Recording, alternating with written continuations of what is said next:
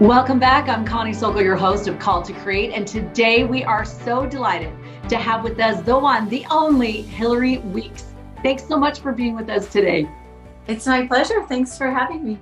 It is such a treat. We've known each other for years, and I am so grateful that we get to talk to her about her incredible, iconic journey in the Latter-day Saint music industry. And we're going to go get into all the nitty-gritties, but first I want to give you the official bio.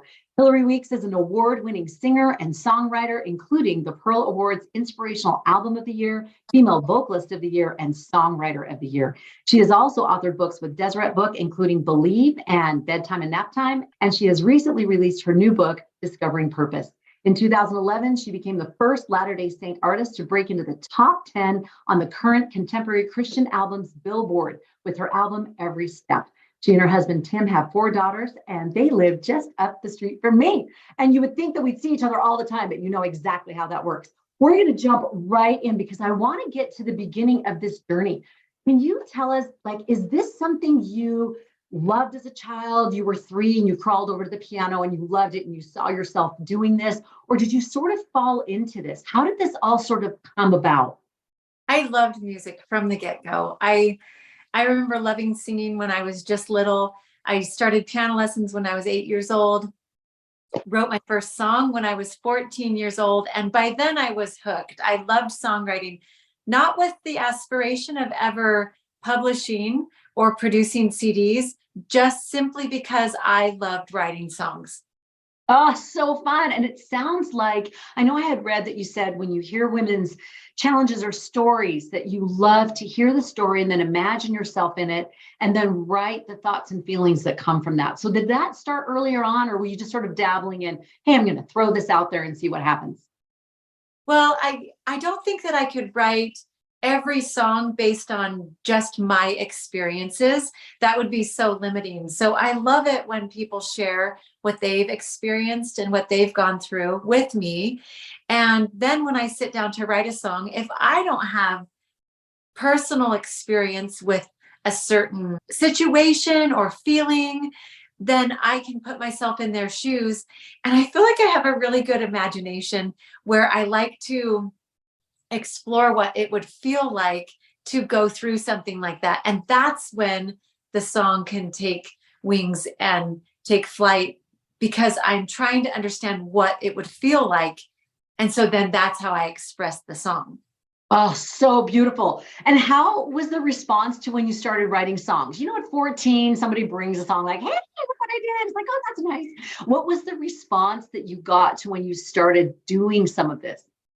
Well, I grew up in Alaska, so it's not like I had a big audience or anything. My family was my audience. And honestly, there are some songs that they still tease me about from writing in my early years, because they really were kind of silly and amateur. But that's where we all start, right? We don't start out as the best songwriter ever or the best artist or writer or whatever. We just try and grow into it. I love that because I do think sometimes we have this J.K. Rowling sort of vision in our minds that we have to do something like Elizabeth Bennet says in Pride and Prejudice. We don't want to say anything unless we're going to amaze the whole room. We want to have this bestseller right out of the gate, you know. And I think back to 6th grade poems I wrote of playground romance has gone wrong or whatever, and it's just like sappy and ridiculous. But like you said, you have to start somewhere and get those first iterations out and get them going and get the flywheel moving so that you can actually start refining in that process. So did you take any classes? Did you do any instruction? Did you have mentors that started guiding you in this process to really take this a little more seriously? Yes, the first great piece of advice that I got was to learn how to play using just the chord charts. That's in place of reading the music, because that's what you use in the studio. So I taught myself how to do that. And then, yes, I took one songwriting class. I never took voice lessons, but I did take piano lessons. And when I went to BYU, I took a songwriting class and I loved the class, but this is kind of funny. I got a C in the class. I like to think that it stood for creative. That's what the teacher was trying. There you go. They were just trying to inspire you to reach higher. That's what it was. Did that professor ever come back later and say, "Oh yeah, you've done really well for yourself"? Yeah, he actually did, which I really admire that he would reach out and sort of congratulate the course of my career. That is so tender. That's so sweet. What was one of the challenges that you faced as you were learning how to sing and songwrite and all of those things? You know, your self esteem is so tied, not you, but the royal you, right? Our self esteem is so tied because it's such a creative expression and it's personal. So, did you have any challenges with your emotional connection to this of staying with it, even if someone's rejected what you've done or didn't respond like you wanted to? Did you have any challenges that way? For sure, because when you show someone a new song or anything that you've created, right? If an Mm. artist is showing something they've painted or a crafter is showing something that they've created, anything that we present to other people that we've created, it would it feels so vulnerable. You're opening yourself up to criticism and opinions, and that is not easy to do. And I had to thicken up my skin as I would get feedback, even needed feedback, like constructive criticism that I know is so good for me to hear. And it makes me stretch. At first, it stings just a little bit. But then if you listen and you take it in, it does make you better. And my husband is my first go-to. I always want to show him a new song. And even that, the most trusted person, right, for me in the world, it still feels vulnerable to show something. I would So say sometimes even more because you love them so much, and then kind of separating that line of if he doesn't like the song, it doesn't mean he doesn't like or love me. He's just giving me feedback on that. So kudos to you for seeing the need for that. When I'm talking with all these different amazing, successful people, they all come back to being able to have that collaborative response of either a critique group or somebody that's a mentor that will say, "I've got to tell you the hard things because it is just going to make you better." Can you think of an experience that was a tough love moment that stands out to you where you received some feedback, but when you applied it, it made a big difference? yeah, I want to comment on something else that you mentioned first. Sure. Occasionally, people will reach out to me and want to have me look at something that they've written. And it's really interesting because I have discovered that maybe 1 out of 50 want actual feedback. Most people that reach out to me just want to be complimented. And so most of the time, I'm happy to do that. I'm happy to find what's great about what they're offering and encourage them on the song. But that one person who actually wants to get better is the one that I really find myself feeling respect for because they are open to the feedback. And I know it's because it's hard we all want just to be complimented. We all want somebody to clap and say, you did a great job, and an atta girl or atta boy. But there's so much value in opening ourselves up to loving feedback. You want to ask the right people, right? You don't want to Right. necessarily like throw it out to someone who you feel like could be cruel. We're not looking for that, but we are looking for people who will help us grow. So to answer your other question, when I first thought it would be a good idea to get my music out there. This was before anything was ever published. I had only written, and my only experience was a C in my songwriting class, right? That's the only opinion that I had of myself. In that class, ironically, I wrote He Hears Me, which is probably one of my most iconic songs. Exactly. Oh, So you can't ever, well, you have to be careful about trusting what people say or the feedback that they give about what you're creating. just want to jump in for one quick second and second witness that at the end of the day, and I've heard this, people have repeated this as well, and I've experienced it too, that we can ask for advice, we can ask for feedback, and we can be open to that. And I love that you bring this up. At the end of the day, it's your piece, it's your song. You own what you're going to put out there, and you need to be able to trust that that's what I want to put out there. So I love that you brought that up. All right, going back, I feel like we're at the kitchen table because this is how we go. Oh, and what about that? Okay, no, wait, go back to this. So tell me what you were going to share, maybe that experience. Okay.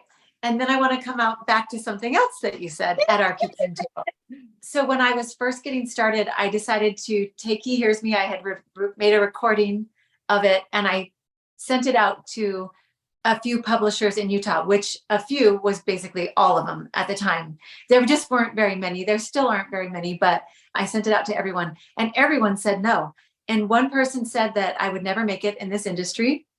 One person said that my voice wasn't unique enough. And that might be true because, and I respect that. That's their opinion of it. And for a time, I set it aside and I thought, music must not be in my future. It must not be meant to be.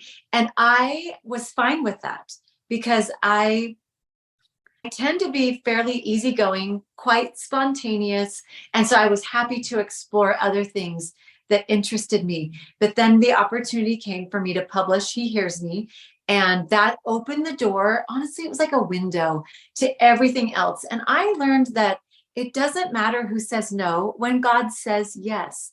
So if you just follow where He wants you to go and let Him lead, let God prevail, He really can lead you to where He can use you the best. And sometimes that's in our families, sometimes that's in our communities, sometimes that's the world at large.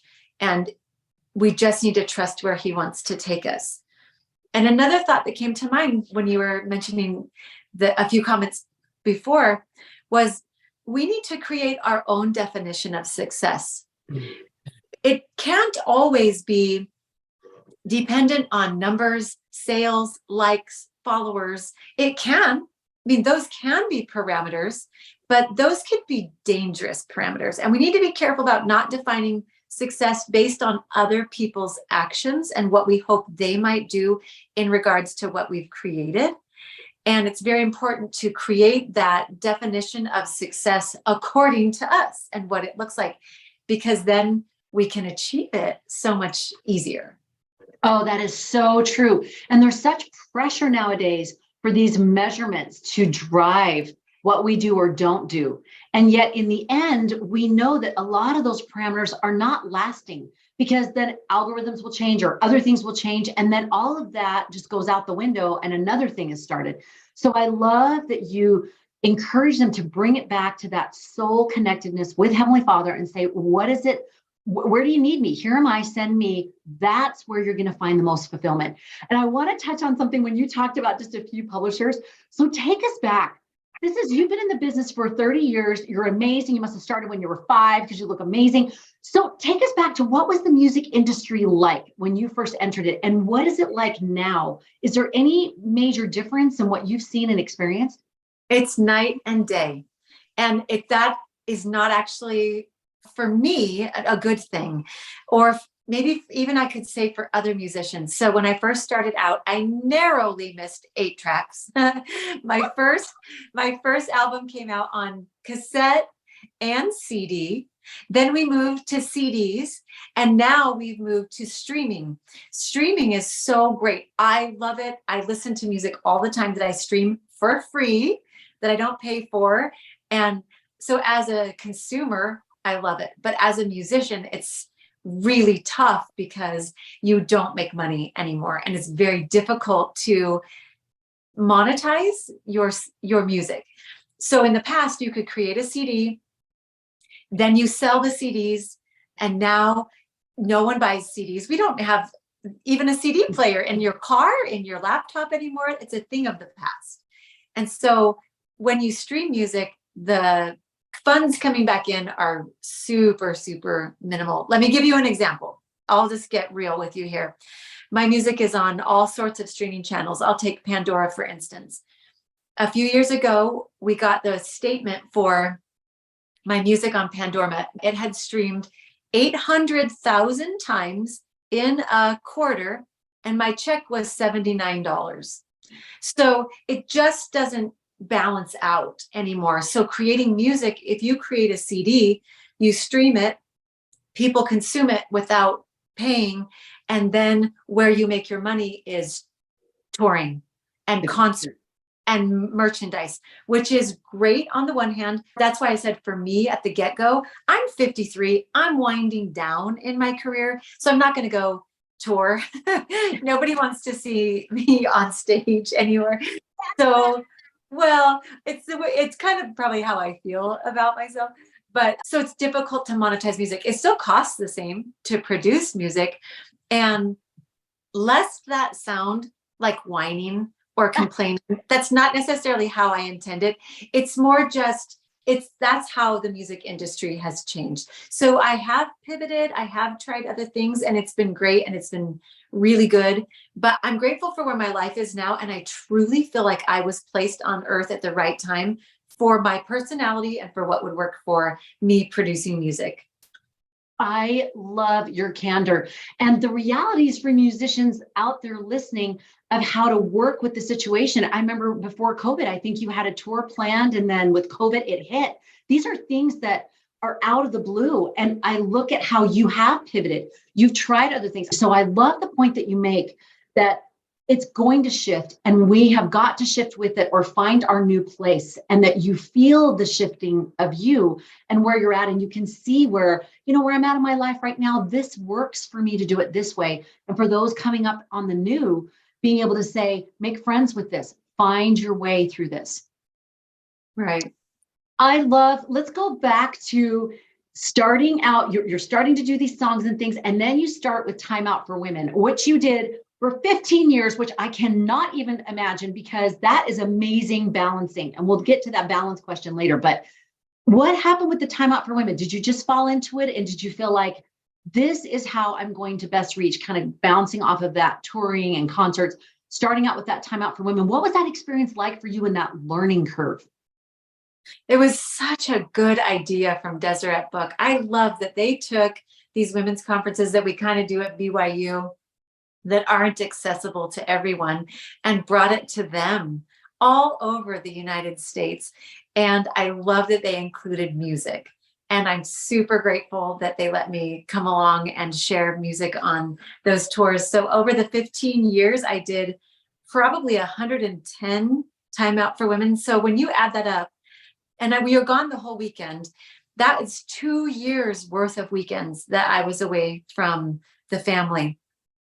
Now, it worked out for me because I had a husband who was willing to be home and help out with the kids over the weekend while I was gone. I had daughters who were willing to adjust and adapt to me being gone and support not just what I wanted to do with music, but the idea of people receiving music when they needed it. It was bigger than just me going and sharing music and selling a CD. It was about providing music that people needed in the moment that they needed it. And that's really what has always driven my creativity and my music, is helping people feel closer to God, helping them feel loved, receive answers. Music can just reach us in a way that other things can't. It can say what we need to say in our hearts when we don't have the words, and it can lift us and help us feel things. So that's why I went year after year after year. And then I finally reached a point where, ironically, my girls were older and they needed me more. They needed me more on the weekends. And then that's when I decided to retire. But I loved my Time Out for Women years.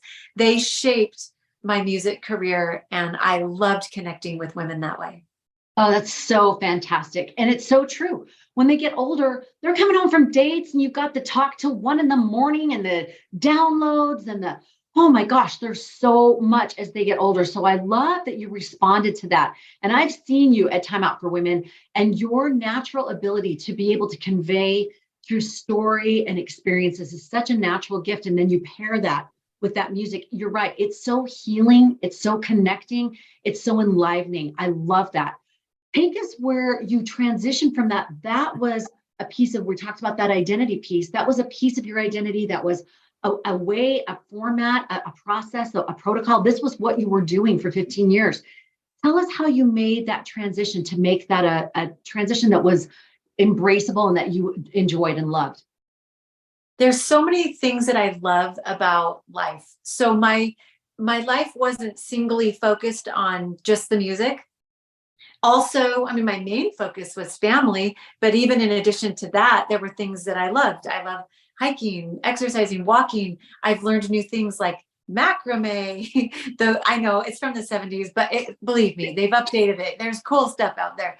I learned new recipes. So there's just a lot to what I like to do and ways that I like to create, that it made it not too tricky of a transition, because on the one hand, I had more time, with traveling less, I had more time to maybe go to lunch with a friend, or now I can focus on having a grandbaby. And that's been really fun, and spending time with him. So as I mentioned earlier, I'm kind of spontaneous. I'm kind of easygoing.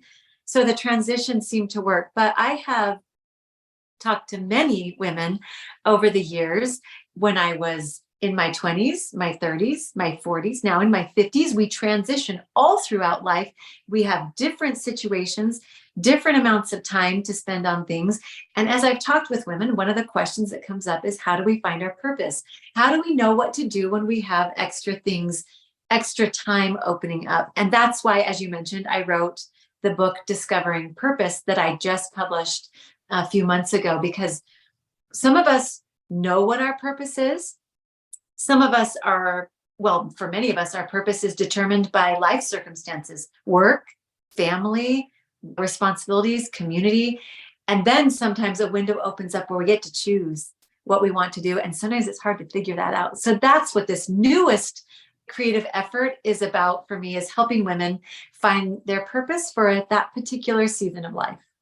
And I love the point you bring up, those iterations.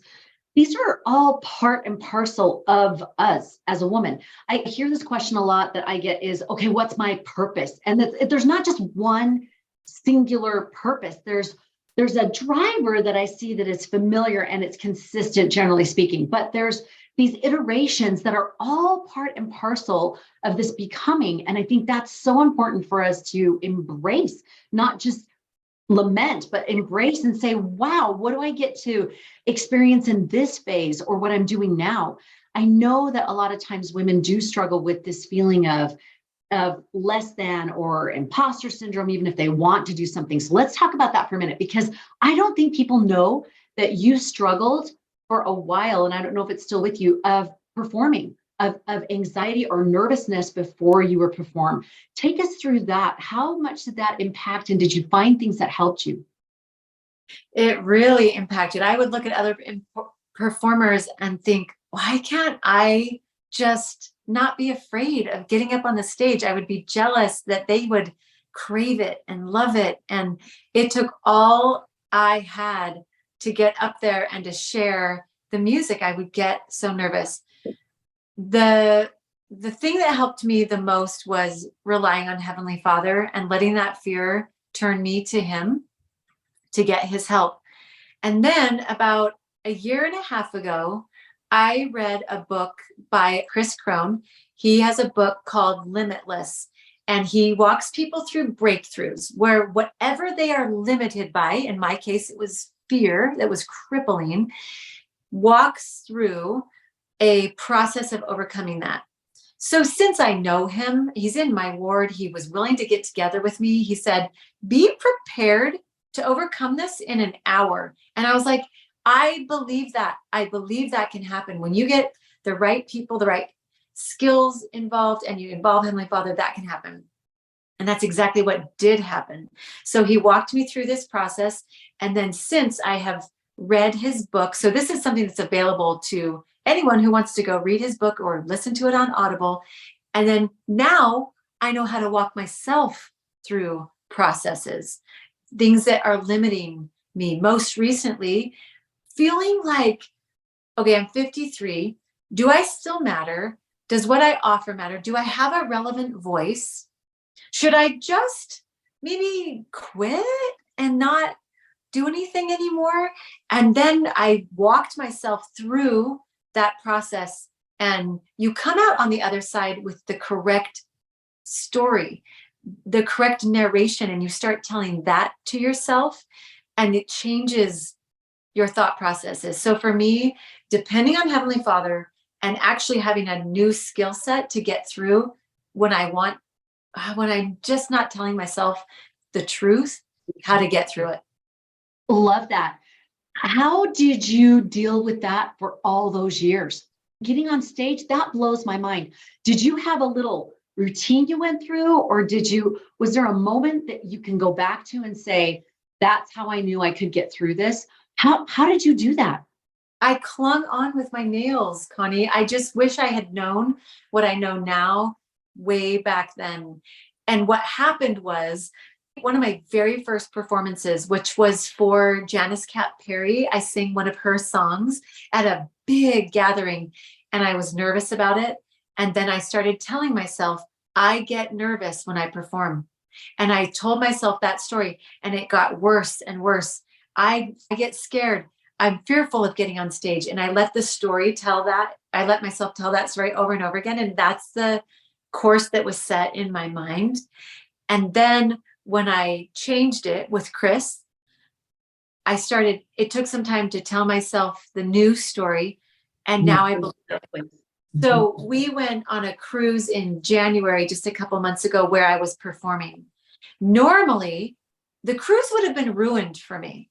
I would have stressed about that moment that I was supposed to perform, and I wouldn't have enjoyed anything else that came along with the cruise because I would have been worried about the performance. And it was entirely the opposite. I embraced it all. I loved talking with the people. I enjoyed what the cruise offered. I enjoyed the performance. It brought satisfaction and fulfillment, and it's just been a 180. And so you should link to that. If you guys ever stuff, you should link that in the show notes. I love that. And you know what I love is, I think in your performance, didn't you have the whole audience help write a song on that cruise? Yeah, so you're interacting with them. It's not just I'm standing at the mic doing my thing and I'm leaving. You're interacting, you're creating together. That is such a bold move.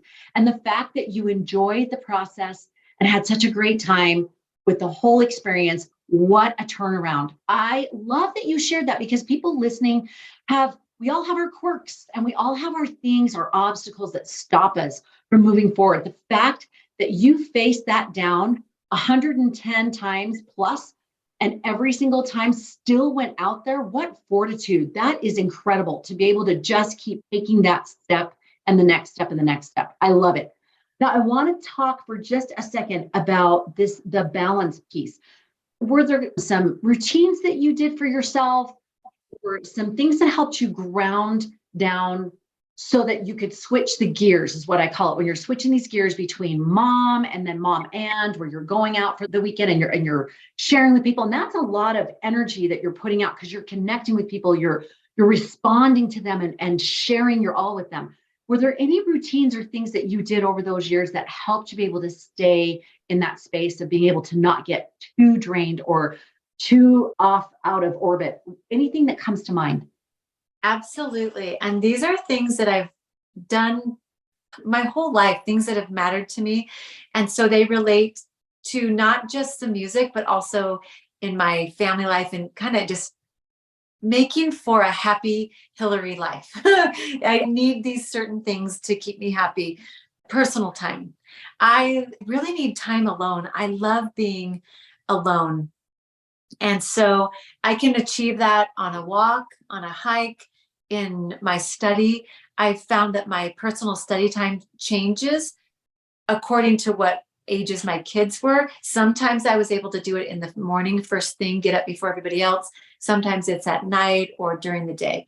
But I need my personal study time where I can connect with Heavenly Father. In my new book, I talk about stillness and how important, if you're trying to find answers about who you are and what you're supposed to be doing, you've got to create time for stillness. So that's always been very important to me. Also, exercise. I love exercise because it keeps me strong mentally and also physically, but I just crave the sense of balance that using my body brings into my life. So I love that. You are a wicked pickleball player. So if anybody is down on pickleball, she is like amazing, amazing. I love that. I love those. It's like small and simple things that it sounds like you just made time for, valued, prioritized, and made sure happen, whether it was a few minutes or a lot of minutes, but being able to prioritize it and be consistent with it. Yeah. Another go ahead. is sleep. I get plenty of sleep. And I'm not like shy about if I need a nap.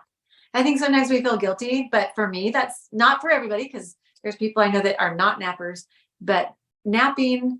And also I love baths, like a nice, just relaxing bubble bath. I love treats, having a treat. I think there's a lot of ways that help a lot of things that help ground us and keep us happy. And like you said, it can be just little things.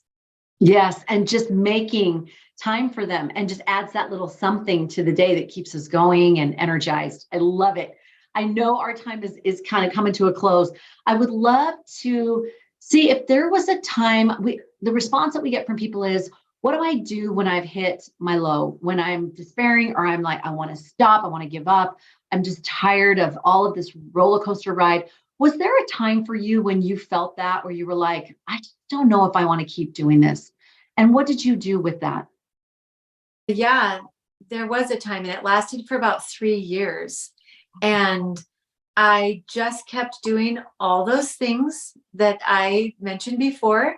I kept doing all of the things that we know in the gospel that keep us strong, going to church, reading the scriptures, saying my prayers. I didn't give up on any of that. And I also surrounded myself with my cheerleaders, my hype people, which are my husband and my kids and their spouses, my close friends who were able to build me up, my family, my extended family. And honestly, it was a matter of just plugging through every day and just trusting that I would feel hope again and that I would feel motivation again, that I would believe in myself again. And it was not easy. It was hard. And there were moments that I just felt like I was at my lowest. But you just keep going. You just wake up every day and try to find something that's good about that day. And pretty soon the good outweighs the hard and it's bright again and things look good again. Love that you shared that, because as I interview all these different people, I see that same thing. This is almost like it's part of the package deal. You're going to hit that valley. You're going to hit that come to Jesus moment where you go, am I in or not? Do I still want to keep doing this? And I love that you talk about putting those fail safes in, those habits and those things those values that will keep you going, even when you're doubting yourself or doubting the path. So I love that you share that you took that time and you kept doing those things that moved you through it. Love it. We like to end on any last thought. Is there one tip or tool for these budding artists or ones that are midway on their journey? Anything that we haven't shared today that you think, oh, I would love for them to know this thing that was so helpful for me? Yeah, I'll share a motto that's become our family motto. This was something that the Spirit whispered to me when I was about 25 years old, and I was in a situation where I was feeling very self-conscious, didn't feel my self-worth, wondered what other people thought of me. And the Spirit said to me, don't worry about what they think of you. Worry about what they think of themselves when they're with you. And that has become our family motto. And when you're thinking that way, you can walk into any situation, any room, any number of people in a group. And when you're not focused on yourself, when you're focused on other people, it just makes it all okay. You're worried about how to make somebody else feel good rather than trying to, either make yourself feel good or have someone else make you feel your worth. So that's what I would probably recommend. And I think that applies to creativity, and it also applies to our own personal interactions with people. I love that. And I love that ability to really partner with the Lord in making a difference. What is what I'm offering? How is it going to help someone's life? How is it going to benefit them? How is it going to help them? And just like you said, how is it going to help them feel or become or experience something that they need or they haven't been able to do before? So this is so beautiful. That driver is just fantastic. For those listening and can't wait to connect with you, what is the best way for them to do that? My Instagram is Hilary Weeks Music. I have a YouTube channel, also Hilary Weeks Music. I have a newsletter that I'd love to be able to connect with people that way. And you can always go to my website to sign up for that. And so, yeah. Fantastic. And if they want that book, where's the best place for them to find it? hilaryweeks.com, and it's called Discovering Purpose. Fantastic. Hilary, thank you so much for sharing your thoughts, your wisdom, your candor, your experiences. So lovely. Thanks so much for taking this time with us today. Thanks. I'll see you at the grocery store. Aisle 5, you got it. And for those listening, if you love this interview like I did, you can go and check some of our other interviews. So fantastic in this new season. Steve Young, Jane Clayson Johnson, John Heater, aka Napoleon Dynamite. We have so many wonderful people who are taking their time to share their stories and experiences, help you on your journey of being called to create.